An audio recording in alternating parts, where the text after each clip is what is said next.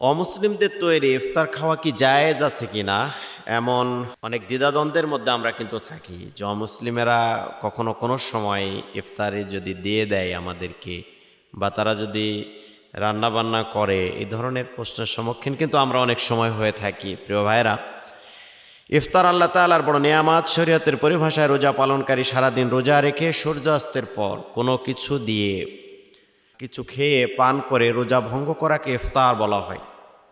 ইফতার করা সুন্নাত। রমজানে ইফতার করা যেমন পবিত্র আমল, তেমন ইফতারের সময়টিও বেশি গুরুত্বপূর্ণ। এটি দোয়া কবুলের বিশেষ সময়। যদি কোনো বান্দি ইফতারের পূর্ব মুহূর্তে ইফতারি সামনে নিয়ে যদি দোয়া করে, তাহলে আল্লাহ রাব্বুল আলামিন সে দোয়াটি কবুল করেন, মঞ্জুর করেন। ইবনে মাজার 1752 নম্বর হাদিস।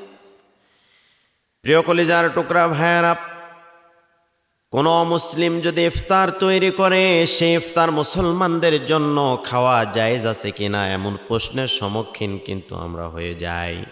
অনেক সময় দ্বিধাদ্বন্দ্বের মধ্যে পড়ে যাই, অমুসলিমেরা যদি ইফতারে দেয় তাহলে আমি এখন কি করব।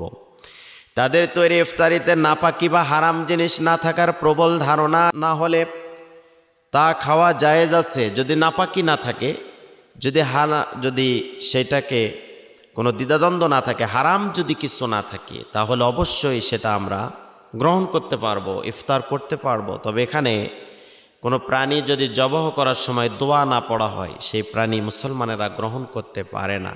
তবে অনেক সময় ইফতারিতে বিভিন্ন হরেক রকমের আইটেম থাকে। এই ধরনের কোনো আইটেম যদি কোনো সনাতন ধর্মের ভাই বোনেরা বা অন্য ধর্মের কেউ যদি আপনাকে দেয়, আপনি যদি আপনার রুচিতে আসে বা আপনার এ ধরনের যদি হয়, আপনি খেতে পারেন বা ইফতার করতে পারেন।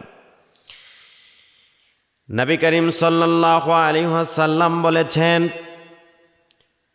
অমুসলিমদের দাওয়াত গ্রহণ করেছেন। নবী করিম সাল্লাল্লাহু আলাইহি সাল্লাম কিন্তু অনেক অমুসলিমদের দাওয়াত গ্রহণ করেছেন। অমুসলিমরা যখন নবীজিকে ইনভাইট করেছেন, দাওয়াত করেছেন, নবী করিম সাল্লাল্লাহু আলাইহি সাল্লাম কিন্তু অন্যান্য ধর্মের মানুষদেরও দাওয়াতকে কবুল করেছেন। প্রিয় কলিজার টুকরা ভাইয়েরা, তাদের রান্নাকৃত খাবারও খেয়েছেন।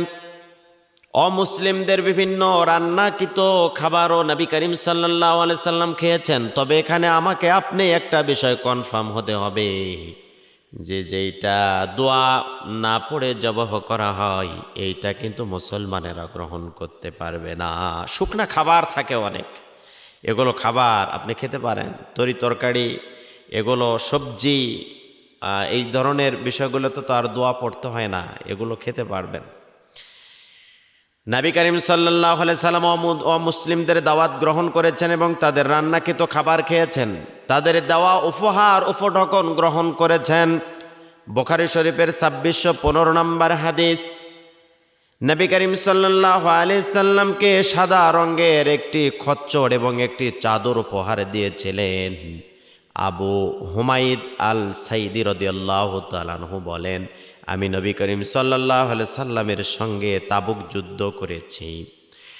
আইলার বাদশাহ নবী করিম সাল্লাল্লাহু আলাইহি সাল্লামকে সাদা রঙের একটি খচ্চর এবং একটি চাদর উপহার দিয়েছেন। তার মানে বুঝতে পারলাম, মুসলিমেরা যদি কোনো কিছু উপঢকন দেয়, আর যদি কোনো কিছু আমাদেরকে উপহার দেয়, উপঢকন দেয়, তাহলে সেটা আমরা গ্রহণ করতে পারবো। প্রিয় ভাইয়েরা, তবে তাদের কাছে বিক্রি হয়ে যাওয়া যাবে না, ঈমান পরিবর্তন করা যাবে না, তাদের কাছে মাথা নত করা যাবে না, শিরক আর বেদাতের সাথে লিপ্ত থাকা যাবে না। বরঞ্চ তাদেরকে কালেমার সম্পর্কে, ইসলাম সম্পর্কে, কোরআন সম্পর্কে যথাযথ মেসেজগুলো তাদের কাছে পৌঁছে দিতে হবে। ভ্রান্ত ধারণা থেকে তাদেরকে সুন্নাহ, ইসলামের সঠিক ধারণা, কোরআন সুন্নাহর ধারণাগুলো তাদেরকে দিয়ে দিতে হবে। চেষ্টা করতে হবে সে সকল ভাইদেরকে যেন ইসলামের সুশীতল ছায়াতলে নিয়ে আসা যায়। মুসলিম শরীফের 1775 নম্বর হাদিস। নবী করিম সাল্লাল্লাহু আলাইহি সাল্লাম উপহার উপঢকন, অমুসলিমদের খাবার খেয়েছেন, খাবার দিয়েছেন, উপঢকন দিয়েছেন, উপহার দিয়েছেন। নবী করিম সাল্লাল্লাহু আলাইহি সাল্লাম কিন্তু সেগুলো গ্রহণ করেছেন।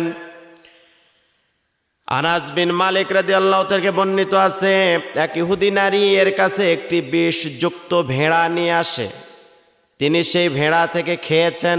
বুখারী শরীফের 2474 নম্বর হাদিস। প্রিয় কলিজার টুকরা ভাইয়েরা, যদি আপনি নিরাপদ মনে করেন, যদি সেখানে কোনো জীবন নাশের আশঙ্কা না থাকে, হারামের আশঙ্কা না থাকে, তাহলে এই ধরনের অমুসলিমদের খাবার উপঢকন উপহার আপনি গ্রহণ করতে পারেন। কিন্তু শর্ত হচ্ছে নিরাপত্তার নিশ্চয়তা যদি কোনো আশঙ্কা থাকে, তাহলে তাদের দাওয়াত গ্রহণ করা যাবে না। নিরাপত্তাহীনতায় ভুগছেন, সেখানে আপনি তাদের দাওয়াত, উপঢকন, উপহার, অমুসলিমদের খাবার এগুলো আপনি গ্রহণ করতে পারবেন না। তবে যদি আপনি এ বিষয়ে কনফার্ম হন, একবারে আপনার কাছে নিশ্চয়তা থাকে যে না, এখানে গেলে আমি প্রতারিত হব না, হারাম হবে না, এগুলো থেকে আমি কোনো ধরনের আমার প্রাণনাশের ঝুঁকি থাকবে না, এ ধরনের নিরাপত্তা যদি আপনি মনে করেন, তাহলে সেগুলো আপনি গ্রহণ করতে পারেন।